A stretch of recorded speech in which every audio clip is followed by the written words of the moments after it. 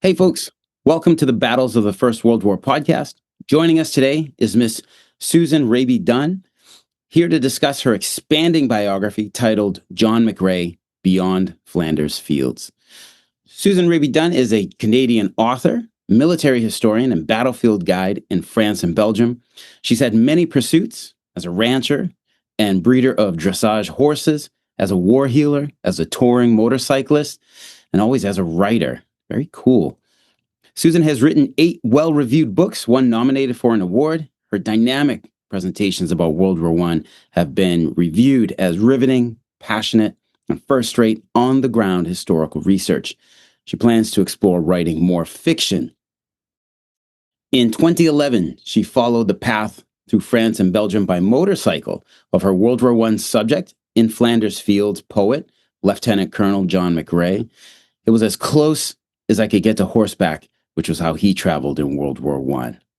Her small, customized European tours with Canadian war history tours tend to be cathartic, even healing for her clients, as they come to truly understand what their relatives went through in the world wars.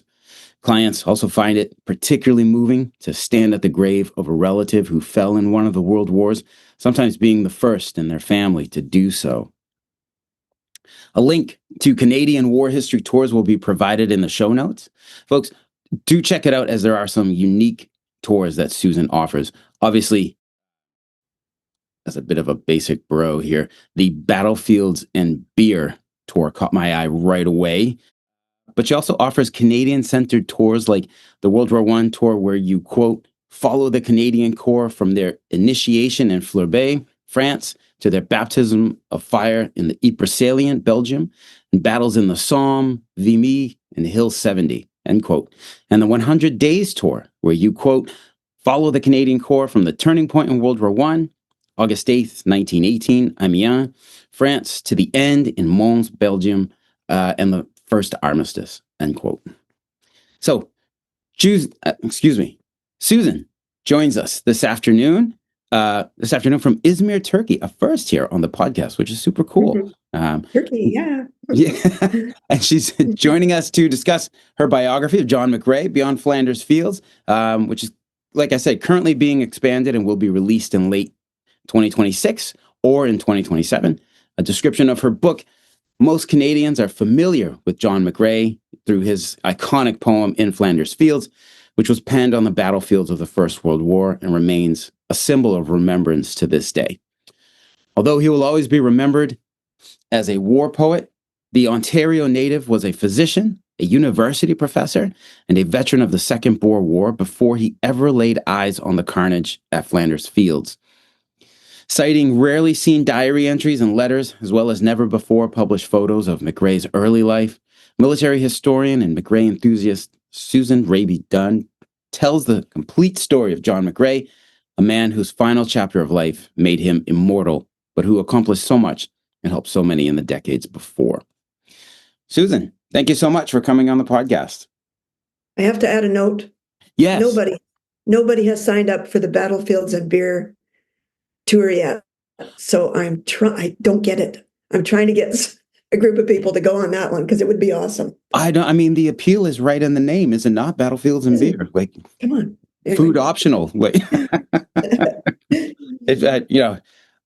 I don't know, folks, but I'm pretty sure liquid lunches are involved, which sounds great. So I would be totally in.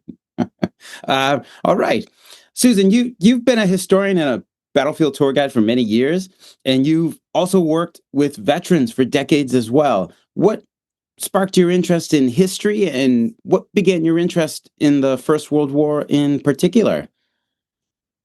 Well, the First World War, I've always been interested in military history kind of lightly, but on a really miserable fall night on our farm ranch, I was surfing the internet and our cable channels, and I came upon a National Film Board of Canada documentary called John McCrae's War. Okay. And so I thought, oh, this looks interesting. So I watched the whole thing, and I don't know, something about that just grabbed me. A lot of it had to do with his horse. He had kind of a special relationship with this horse that was And it was mentioned sort of casually in this documentary, but really the more I delved into it, the more I realized this was a very critical part of his life, especially in the war. It was almost like a connection to beauty and decency and maybe even sanity in the war. Right. So that was really what sucked me in initially, was Bonfire, this beautiful horse that he was given to take to war. So yeah, I just started, thought, I should, everyone learns this poem in Flanders Fields, Right. but I think I mentioned in my, I'm not sure, but I didn't have it memorized. I knew of it. I could say a few lines of it, but it wasn't memorized, and it was way in the back of my mind. And I thought, I should have a look at this guy who wrote this poem that, is said every year in Canada on November 11th, and in a lot of other countries too, allied countries that were allied in World War One. And the more I looked at him, the more interested I became. And one of the first, and this is a woo-woo thing. Well, it just is. I I started looking at a couple of peripheral people around him, and I thought I'd look at this guy, Major General Sir Edward Morrison. Yes. This is his memoir, which I got published in 2017. And nothing came up about him at that time, which is incredible when I think of it now. Nothing except a handwritten copy of In Flanders Fields. And this filled my screen all of a sudden. And I just had the strangest reaction to it. I burst into tears. I'm not a burst into tears kind of person. It was like the handwriting was familiar. It was really weird. Anyway, all I discerned at the time is, I think this is a trail I need to follow. So I started to learn as much as I could about John McCrae. Oh, that's amazing. That's amazing. Want to hear And about my research? Oh, go ahead.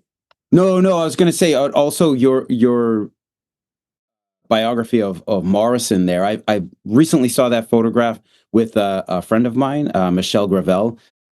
So Morrison, Yeah. he was an artillery commander, and he featured in a story that my friend Michelle was telling some podcast listeners. So I'm, that's now for me, is I need to get my hands on that Morrison biography, because he's also came up as very interesting. But Yeah, I know Michelle as well. and McCrae, Really we all know character. the poem, but I have to admit, like, I knew very little else about him, other than he died early in 1918, which seems just so damn tragic. So I really look forward to getting down and talking more about him as well. So I'm so glad you took on this. You went down this path. You No. felt the calling. Well, I can ramble on for long periods of time. So make sure you ask me the questions and interrupt me if I go on too long. Sure thing, no problem. So we'll start here. So your written work focuses on Canadians and the Canadian experience in the First World War, and I had put up to and including the biography of a certain charger named Bonfire. This was McCrae's horse, and so I think we've established, like, what made you want to follow Lieutenant Colonel John McCrae's footsteps and write a biography of him. So we'll just move on here. We've got, like I said, we know of him as a battlefield surgeon, forever immortalized for being the author of the war poem In Flanders Fields. However, many of us, myself included, we don't know a whole lot about his personal life. So, Susan, how was John McCrae raised?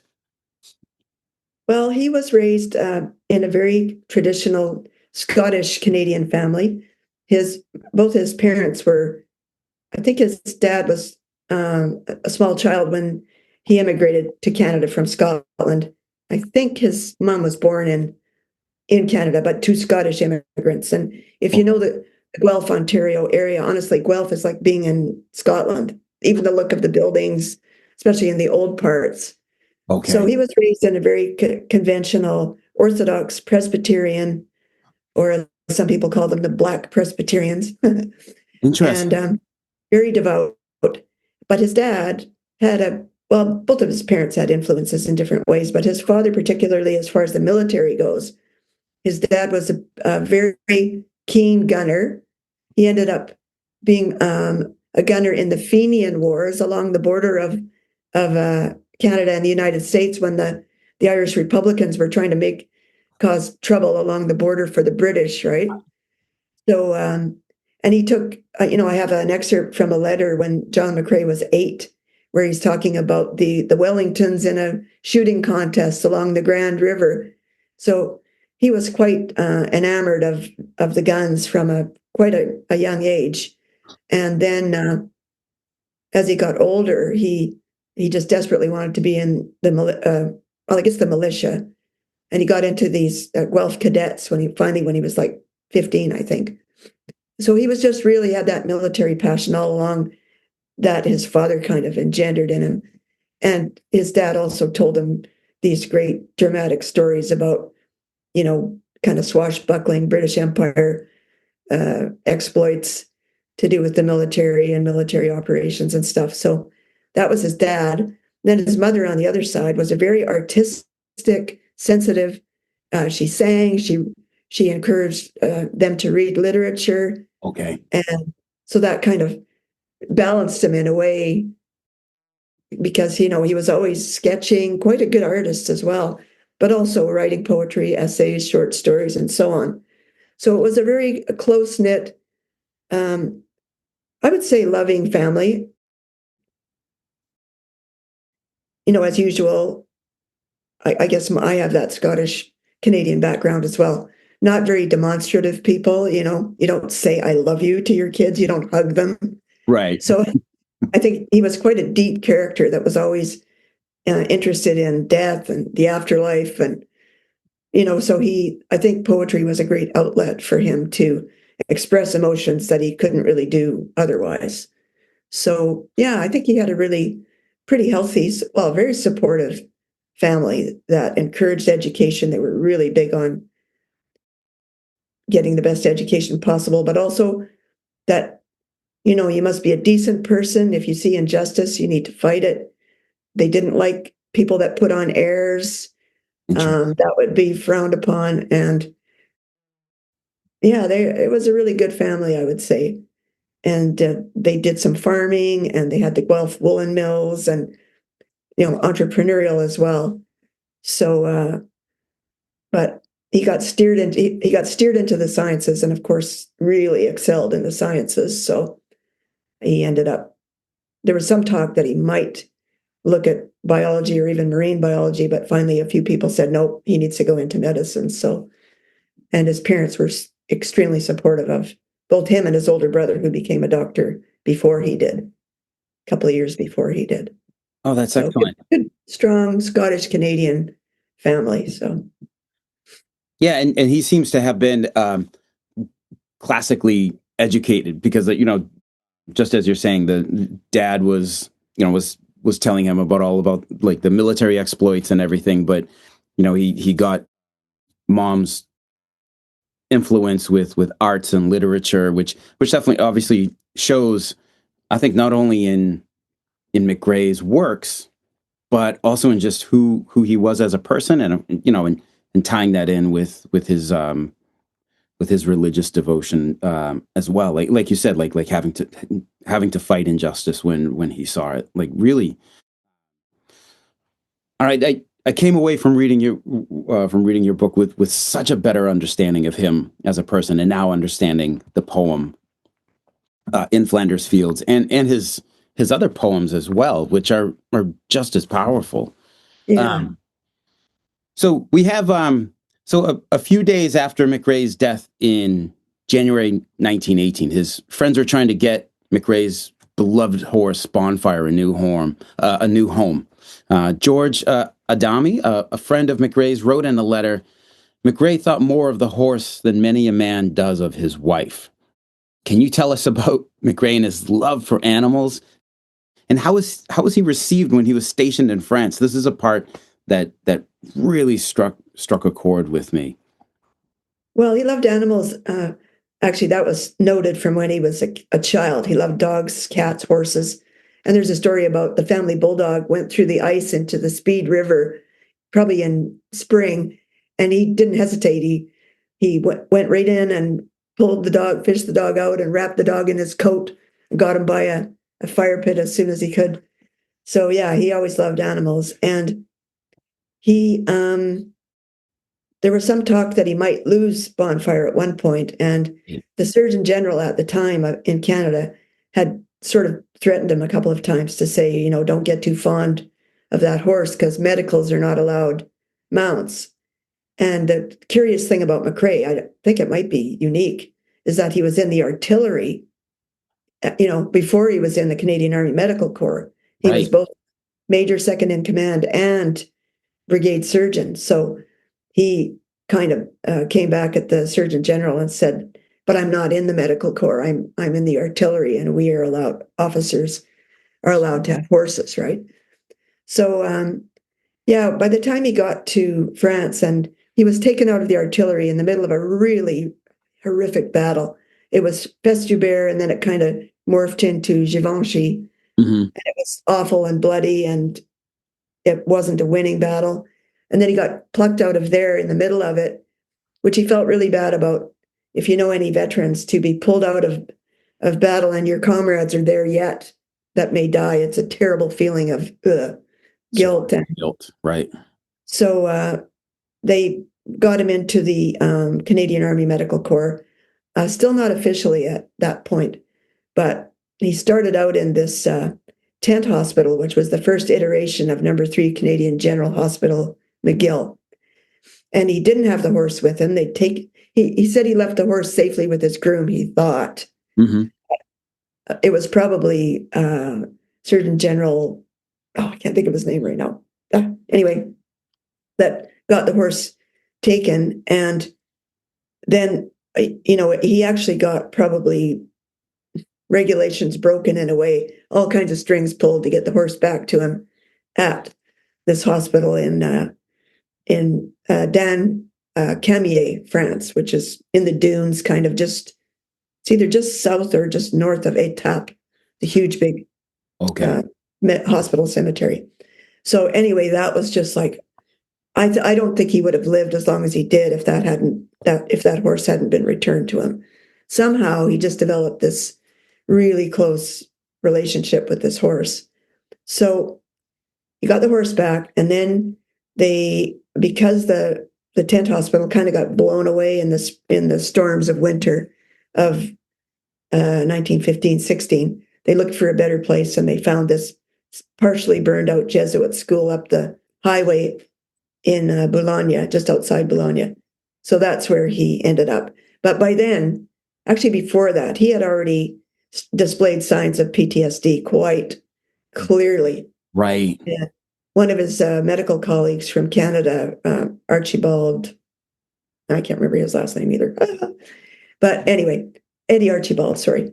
They were very close comrades. And also McCrae lived in his house in Montreal when he was teaching at McGill before the war. His landlord, yes. Yeah, his landlord, but really good close friend as well. He said there's no question that Jack is badly shell-shocked. And then people that saw him were just like, oh, damn it. He's aged about, Canadians, we swear a lot. It's hard to contain ourselves. But anyway, spend a day with Michelle. Anyway, kidding. So, everyone noticed, the nurses noticed, the usual jovial character that always had a story or would be singing a song as he was going about his work was just not that guy anymore. And he never really fully recovered from that. He got to where he could perform his duties adequately. And he was always really devoted to the soldiers no matter what. He would never have let them down. In fact, he got to be a bit of a martyr about that toward the end of his life, demanding to stay in a bell tent, right, like soldiers in the field, rather than going into better quarters for a guy that was not well. So, that was really the beginning of the end. Was the Second Battle of Ypres on the canal in April of 1915. He just never really got over that. So, when I give my presentations about him, I say that even though he was in the South African War, that's where he met Morrison in the first place. I don't know if you know that. You probably knew that. they were lieutenants together in the South African War. He didn't really get into the heavy fighting like Morrison did. He got sent on these long marches, guarding railway lines, this kind of thing, right? And he got into a couple of light skirmishes, lobbing a few shells back and forth. But, he didn't, having been with a lot of combat vets, in my opinion, he didn't get what I call the cure for war. Yes. You either are able to rise above the violence and the impact of it to continue to be a good, balanced human soldier, or you don't. So I don't think he really knew what he was getting into. And on the canal bank there in Ypres, what he saw, just horrendous. You can't even imagine it in your worst dreams, between the gas and what nobody had ever seen, really, the impact of that kind of artillery. So a guy had come to you to be treated, had his whole side blown off or half of his face, He'd never seen that kind of thing before. So it was just a shock to a compassionate, sensitive, humanitarian person, I think. Yes. And it wasn't just a few days. It was something like 17 days straight that they were in the line. And despite being artillery, they were, really close. They were on the canal bank there. But they're basically, almost on the front line Exactly. the entire time. Like they pulled out some guns, Major King's guns, right at the beginning of the battle. They pulled them back. A guy got the Victoria Cross for, fending off the Germans to the last minute, and then he got killed, Fred Fisher. Once they got those guns out, McCrae's brigade remained the furthest forward of all the artillery brigades in that battle. So they were, like you say, right on the front line. And Alexis Helmer's, half of his battery remained undetected and stayed in the same spot for the whole duration of the battle, right, I believe, close to McCrae's dressing station, which was a hole dug in the back of the canal bank, not those cement bunkers that people are usually told where he was. So, yeah. And it was awful. You would have been up to your ankles in muck, probably pieces of people and blood, and didn't get to change or shave, or it would have just been horrific to be in there for 17 straight days.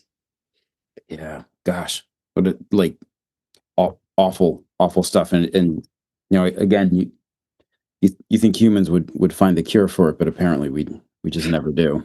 Yeah, No. it's part of our condition, I guess. So you touched on this actually. McCrae had a long military career well before the Great War.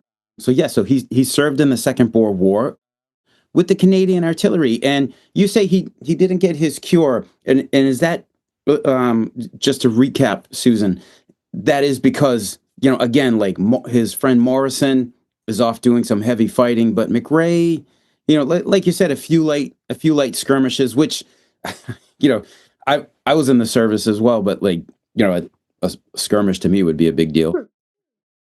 As it would, I think, to most folks. But like you're saying, it's not. He didn't come away being like, okay, I've had enough war. I'm good. I've seen what it is. That kind of encompasses his time. Yeah, I mean, they suffered lots of trials, especially the weather, the germ-laden water. Mm-hmm. They didn't anticipate how cold and awful it would be on the Karoo during the winter, I think. I forget. Yeah, they were there. They arrived in January, but they were there for a year. And it was freezing cold. They didn't have proper, one of his biggest beefs is that they didn't have proper feed for their horses. Right. And I don't know if I told this story in the little book that I sent you, the manuscript, but did I talk about where the closest he came to death in the South African War, that he almost drowned? No, I don't think that part was in there. Well, he was leading a column, and they were going through a lot of swamps and all kinds of awful, and the horses were underfed and easily exhausted and just not up to snuff. And his horse fell on him in the water. Okay. And they had to get the horse off him, and it was a real close call. He just about drowned. Like they got him plucked out of there just in time before he, could have drowned underneath the horse. So that was a very close to being a. Yes, that is in there. That is, you Okay. did put that in. Yeah. All right. Yeah, so that was as close as he came to peril, really, I think. And I've got this. This is a great resource also, Morrison's book with the guns in South Africa. Okay.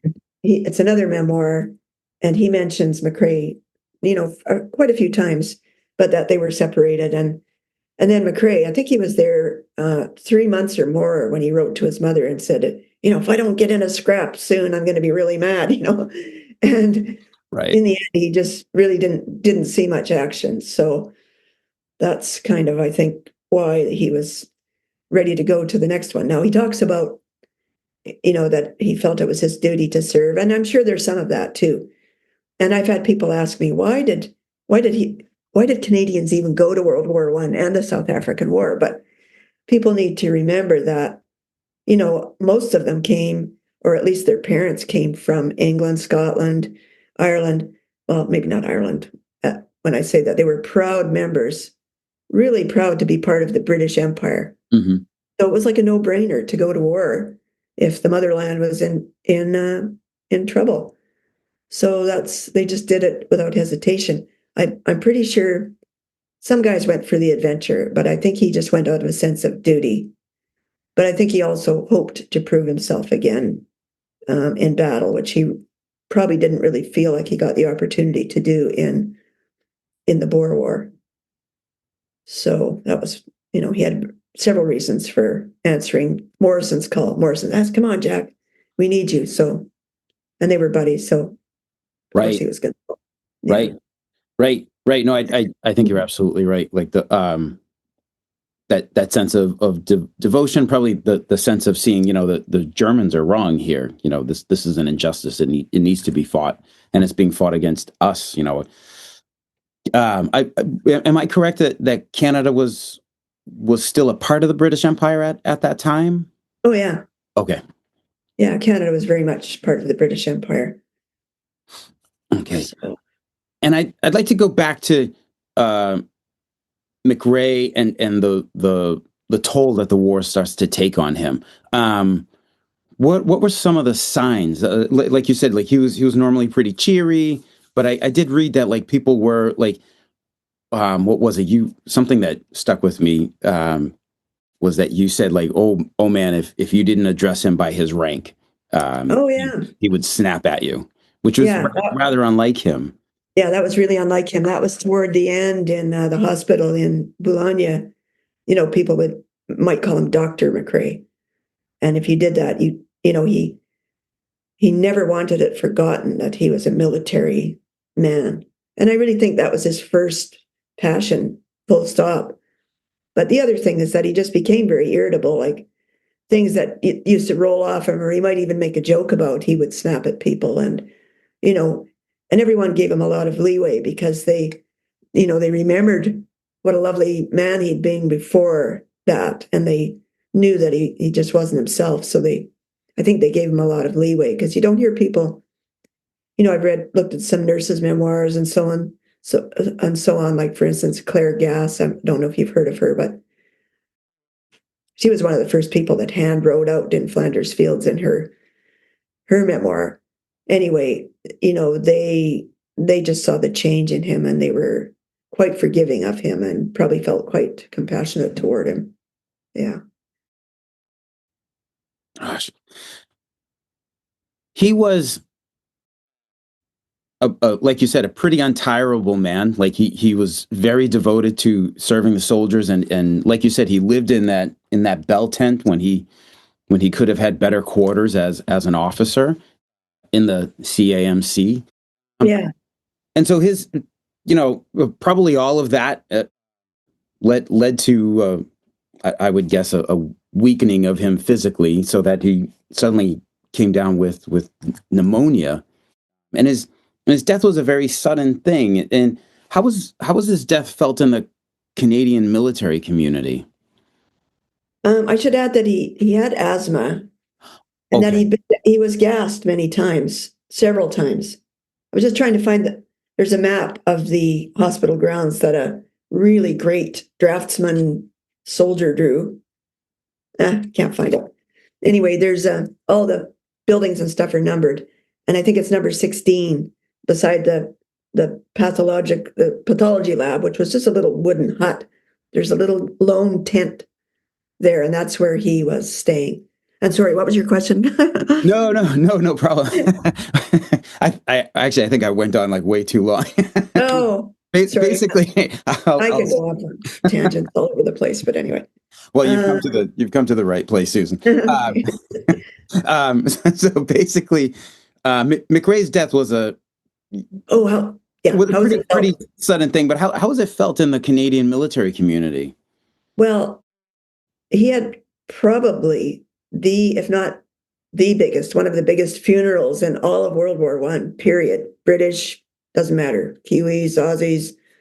And, there was like almost 100 nursing sisters, but all these dignitaries came also, like British lords and sirs and, all senior officers in the British Army.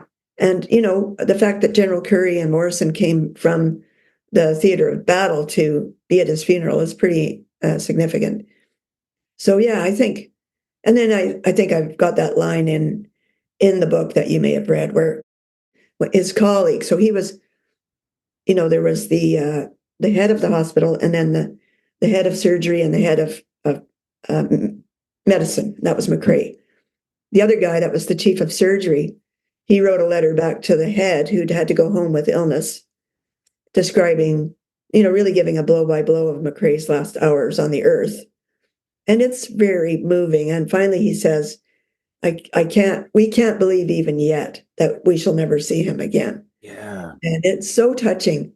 So everyone was taken aback. He got the flu, which was no big deal, but he went really downhill, and then he kind of rallied a bit. So people got quite encouraged, and then he just plummeted, and they took him down the road from number 3 Canadian General to number 14 British Officers Hospital. They just were trying anything they could think of. Maybe one of the surgeons or physicians there might have an idea how to help him. But really, even by the time they sent him down the road, his pulse went down to almost, you couldn't even hear it. And he wasn't, I think he only lasted another few hours after he got there. So that's why some people have said, why did he have a Union Jack on his casket? Well, that's because he was at that British hospital. So that's why. Oh, okay. But, a lot of people were devastated by him.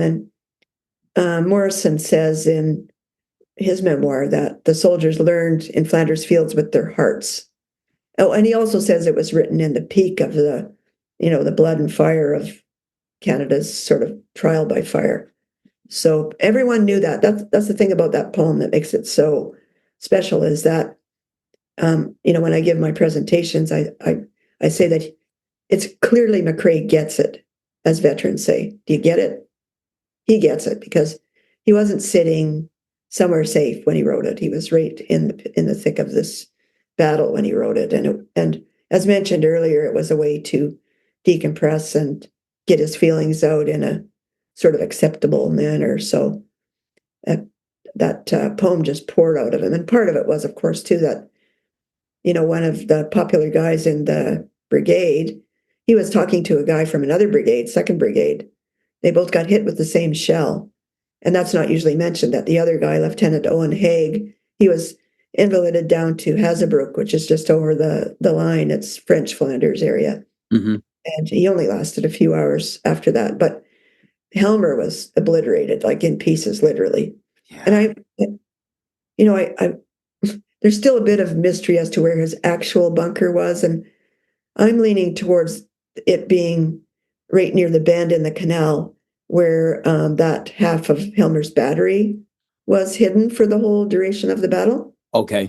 And that's known because one of the other colonels in that brigade, Dodds, is the guy that stated that years after the war, that half of Helmer's battery was hidden in a spot that the Germans never found.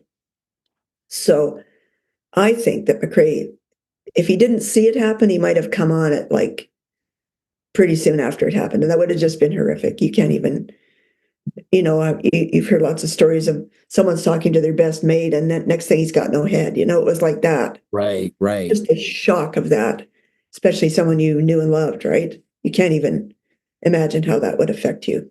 right, So that was the thing that really triggered him to write that poem, and the deep, deep wish that it wouldn't be in vain, that they right, would win. So as warriors do, they want to win. So right. And he has a follow-on poem that you have in your book. Is it the anxious dead? yeah, And I thought that one a very moving one as well. Like, and it's almost I felt that you need to read In Flanders Fields and then The Anxious Dead as in tandem. Like you're one. exactly right, because that The Anxious Dead is the very last poem he wrote just before he died. And I really think it shows his despondency, but also his fear that, you know, these soldiers died not knowing how the day had gone. That's a line in there. And he just couldn't accept the idea that these guys might die in vain, and that he might die also without knowing the outcome, which he did. He did die before the out. In fact, when he died, Germany was getting to launch their last crack at really making a difference, Operation Michael, and it wasn't looking very good for the Allies at that point. Right. I think that he was just so worried that the whole thing might collapse and all the deaths of his friends and his mates might be in vain. So I should say, if you ever want to cruise YouTube, find The Anxious Dead with Words. Ooh. Because Okay. I've written some music to both In Flanders Fields and The Anxious Dead. And Okay. um, there's a choir sings The Anxious Dead. And, Really? and the visuals were put together by a woman who was at the launch of the Bonfire book. She just strung together as many images quickly as she could. I think she put this thing together in like the next day after the launch of Bonfire. So it was done on a moment's notice, but that's The Anxious Dead being sung by a male choir. And it's quite powerful. Like, it kind of gives you the goosebumps. Oh, So that's amazing. I'm gonna try to. I will look it up and I'll get it into the episode notes for when the oh, great. podcast goes out. Yeah. I Um, hadn't looked for it for probably a couple of years, and somebody mentioned it to me. So I was, I wonder if it's still on YouTube. So if you just search The Anxious Dead with Words, with words. Okay. should come up. All I right. also wrote a military musical version of In Flanders Fields, which I got produced to be a fundraiser for the Poppy Fund, and it debuted internationally and back in 2006, before any of my books were even out. So that's pretty good, I think. No, that's fantastic. Yeah. Oh, that's amazing. It's amazing. I guess like our final point here is the poem In Flanders Fields. Now you said by the time of McRae's funeral, like Canadian soldiers had learned it with their hearts, and it was so. McRae writes it during the Second Battle of Ypres in April 1915, or thereabouts, and then he passes away in January 1918, about two and a half years later. And how how well known was In Flanders Fields by that time? I don't know that it was really widely known. I would say it was certainly known in the artillery and with a lot of soldiers, Okay. Canadians especially, but I think it was starting to spread out beyond that. And then it was published in Punch magazine in December of 1915 without the author's name. And I think pretty soon, it became known that he was the author of it. So, but it was very popular in Punch magazine. And I would say an issue of that magazine now would be worth a lot. I would really like to get my hands on one with that original publication of the poem. Then I think it was after the war that this American from Georgia, sorry, I've been in the country of Georgia, which they pronounce Georgia. She And also there was a French woman too that she was a correspondent with. Between the two of them, they came up with an idea of World War I veterans creating poppies and selling them for their rehabilitation. So with that, the poem just went everywhere after that.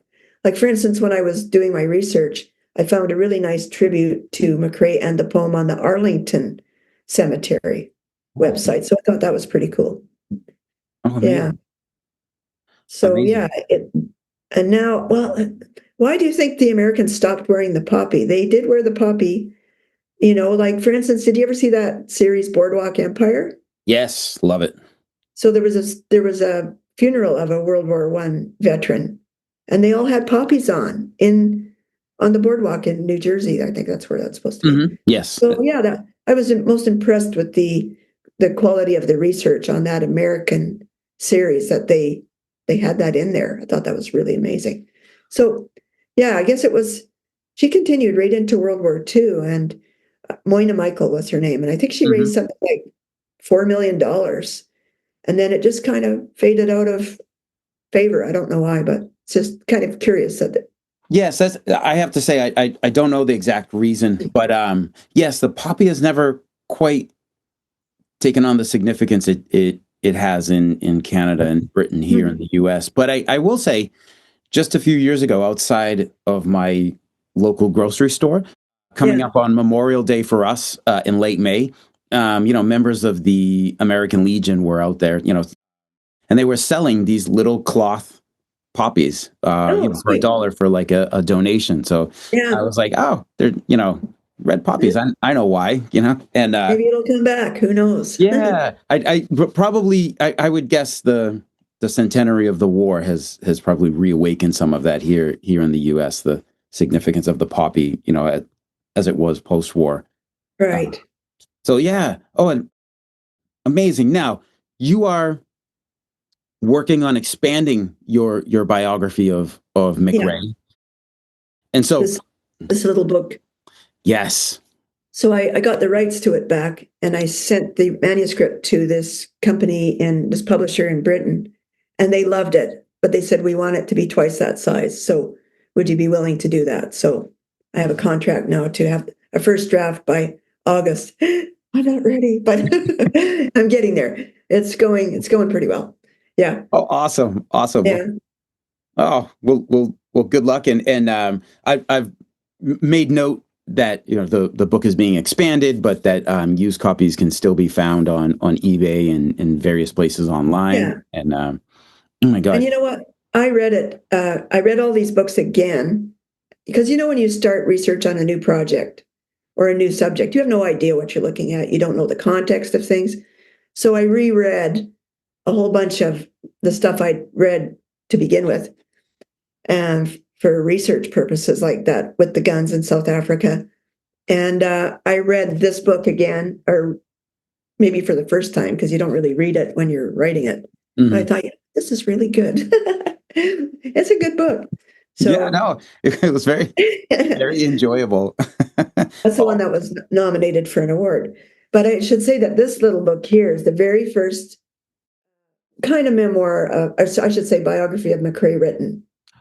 And okay. I was given, actually, no, I read a PDF of this online when I first started researching him, and, didn't know what I was looking at. It was one of the first things I read.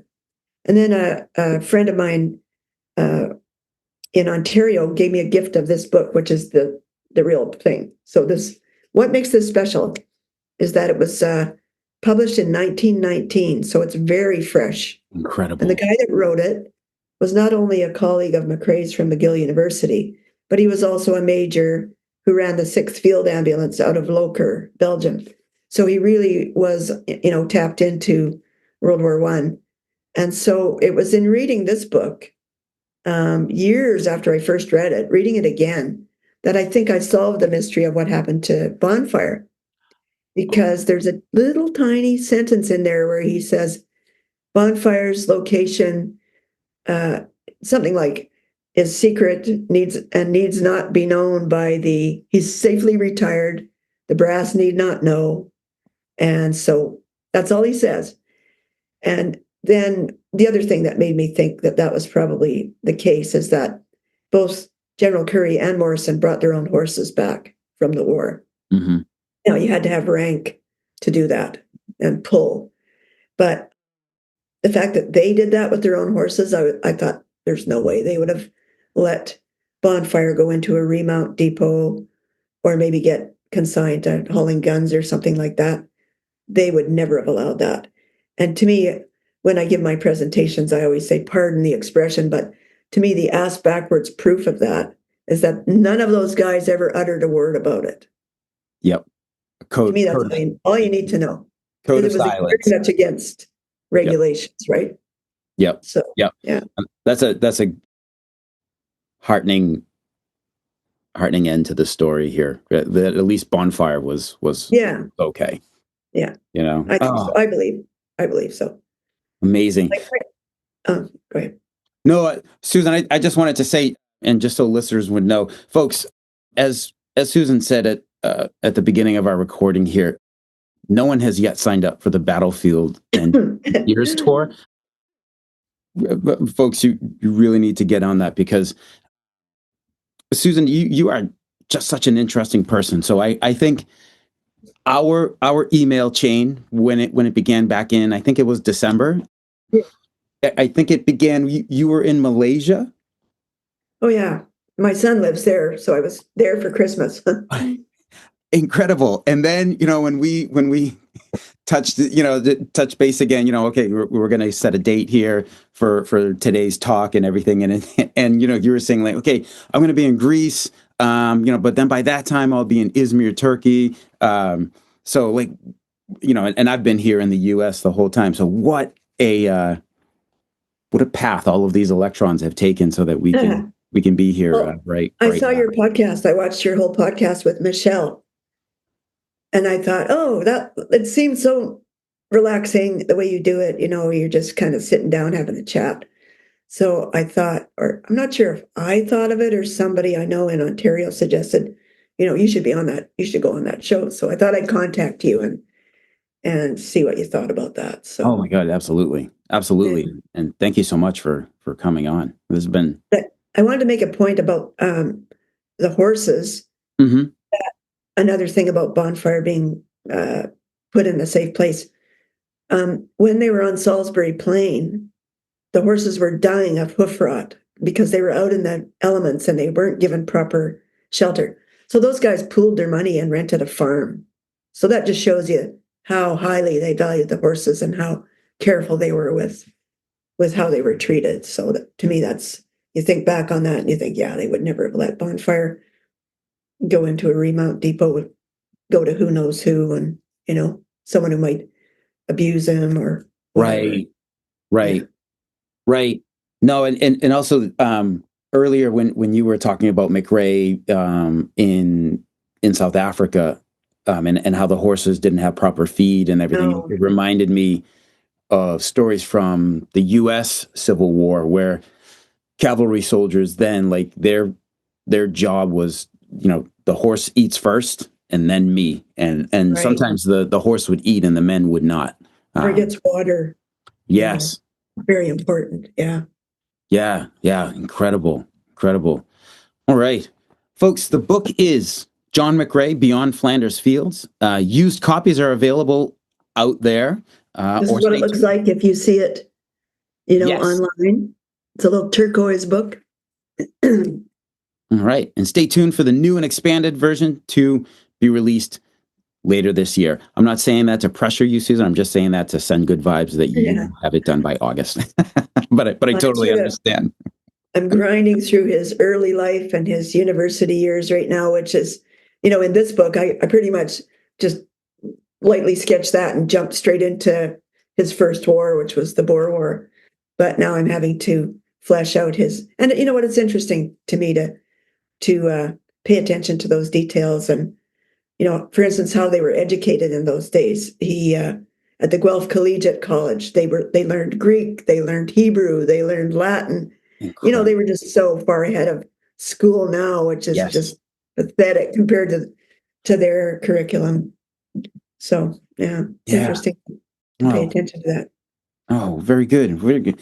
Susan, thank you so much for coming on the podcast, and you know, look forward to speaking with you again. Oh, sure. Thank you very much for having me. That's been fun.